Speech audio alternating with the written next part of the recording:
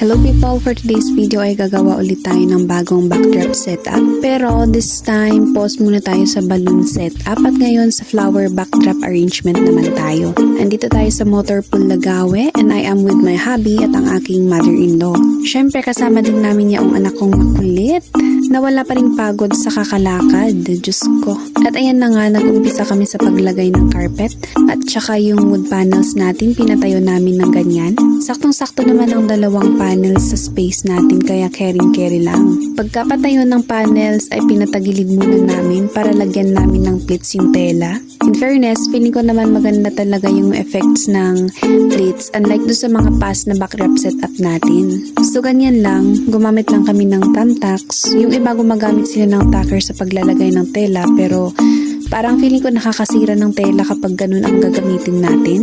Ewan ko lang kung paano nila tinatanggal yung mga bala ng tacker kapag